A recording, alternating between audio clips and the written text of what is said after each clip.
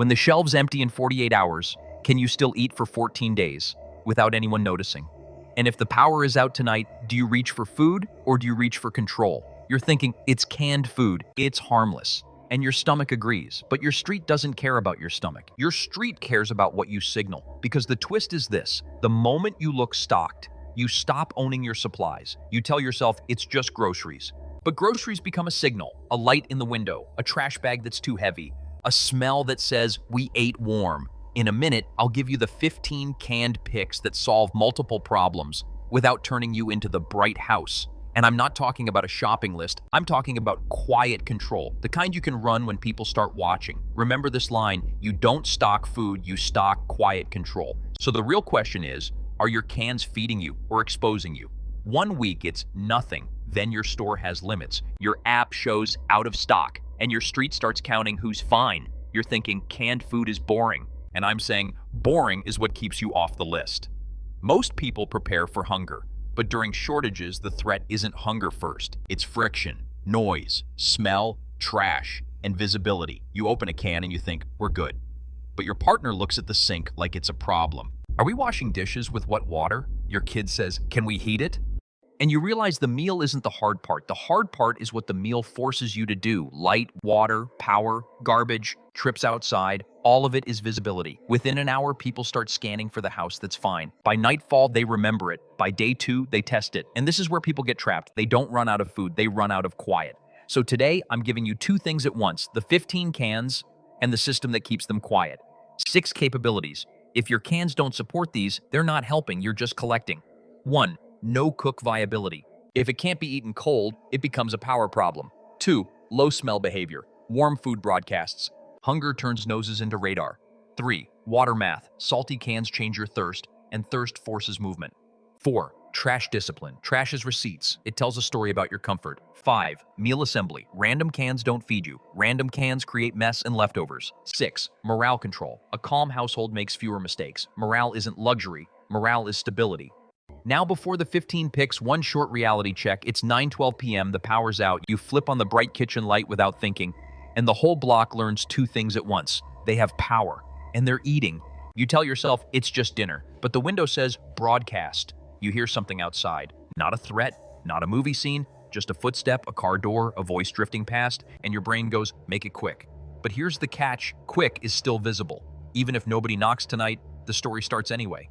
That house is fine. And stories don't need proof, so you run light discipline like a quiet protocol. Task light only, low, pointed down, no bright kitchen glow, no window silhouettes, no prolonged prep. And this is why the right canned food matters. The best canned food for crisis isn't just tasty, it's the can that lets you eat without performing dinner. Good. Now the 15 picks, 5 buckets, 15 cans, no fantasy recipes, just quiet control. First bucket, protein anchors. These stop the hunger spiral before it turns into noise. Pick 1. Canned chicken, clean protein, flexible.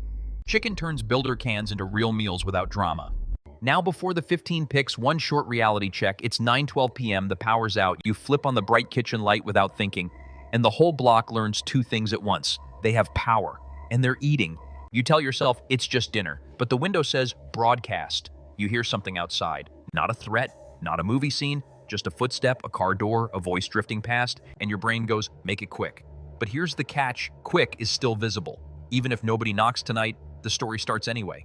That house is fine. And stories don't need proof, so you run light discipline like a quiet protocol. Task light only, low, pointed down, no bright kitchen glow, no window silhouettes, no prolonged prep. And this is why the right canned food matters. The best canned food for crisis isn't just tasty, it's the can that lets you eat without performing dinner. Good. Now the 15 picks, 5 buckets, 15 cans, no fantasy recipes, just quiet control. First bucket, protein anchors. These stop the hunger spiral before it turns into noise. Pick 1. Canned chicken, clean protein, flexible. Chicken turns builder cans into real meals without drama. Pick 9. Chili. This is the one can solves dinner option. It feeds adults, calms kids, and prevents the second dinner problem. Quiet use rule. If you heat it once short, controlled, then lights off, no lingering smells.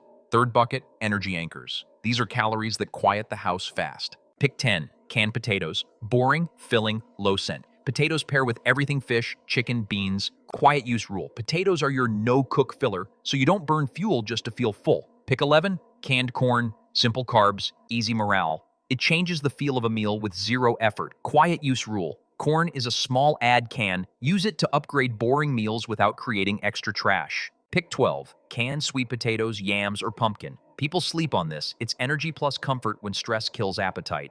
Quiet use rule. This is your night 2 can. When everyone's edgy and tired, sweet comfort keeps the house steady. Fourth bucket. Builder cans. These turn random cans into real meals. Pick 13. Crushed tomatoes or diced tomatoes. This is the backbone can. Tomatoes upgrade beans, chicken, lentils without needing fancy spices. Quiet use rule. Tomatoes reduce kitchen time because they make simple food taste normal fast. Pick 14. Mixed vegetables. The easiest way to prevent protein fatigue. Vegetables change texture, mood, and the sense of normal.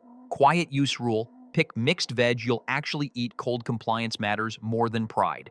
Fifth bucket. Morale and fat anchors. This is the bucket most people skip and then regret. Pick 15. Canned fruit and juice, not syrup. This is hydration support, morale support, and a calm down tool. When the house is tense, fruit changes the temperature without electricity.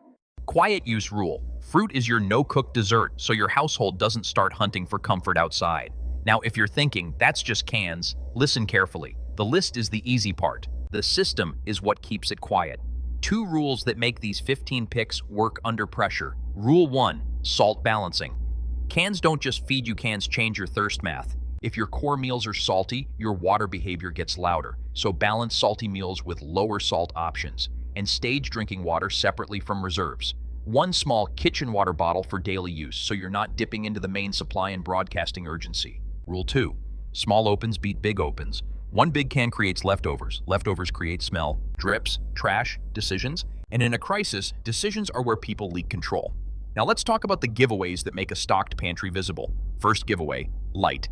Dinner doesn't need a spotlight, task light only. Low, downward, no ceiling bounce, no window theater. Second giveaway, power behavior. The loudest house is the one charging everything, cooking everything, and living like it's normal. You're thinking, I'll run the inverter, we'll eat normal. And comfort is how you leak control. Power isn't just energy, power is a signal. So you set a line in your house, batteries are for information and safety, cans are for calories, you separate them, you run a charging schedule, short windows, same times, no improvising, and you don't spend power just to cook, because cooking smells, noise travels, and attention grows. Third giveaway, water runs. People don't notice food first, they notice water behavior. Day 2 hits and your mouth feels like sand. Your partner says, why are we all so thirsty? Your kid snaps over nothing. And you realize the salty cans are pushing thirst. Thirst does one dangerous thing. It makes you leave the house, and every quick run builds a pattern. Now picture this. You step into the hallway with 2 empty jugs, you tell yourself it's normal, and you hear voices down the hall, low, tired, irritated. Someone says, we're out. Someone else says, distribution point is open, bring containers. And suddenly you're not just getting water, you're in a public line. Public lines create public stories, so you stage quietly. Bottles, pitchers, cooking pots, fill what looks normal, store it out of sight, short runs, off-peak, no parade. Fourth giveaway, trash. Trash is receipts. It tells a story about what you ate and how comfortable you are. Now picture this, it's day 3. Trash pickup is delayed, bags start stacking in the common area, and the building smells like stress. A neighbor laughs, but it's not real laughter. Man, somebody's eating good. And you realize the trap trash isn't waste anymore. Trash is a menu, so you run trash discipline. Compress it, bag inside bag, hold it. No curbside inventory of your pantry because you're not being selfish, you're being invisible. Now the storage trap temperature. You're thinking, cans are sealed, they're safe. And I'm saying, safe is a temperature, not a label. You keep cases in the garage because it feels smart. Out of the way, out of sight. Then summer hits or winter hits, and one day you pick up a can and it feels wrong. Sticky, rusted, swollen. It's never just one. Heat cycles, stress seals. Freeze expands contents. Quiet damage becomes loud behavior later because failed cans force store trips and public carrying right when shelves tighten.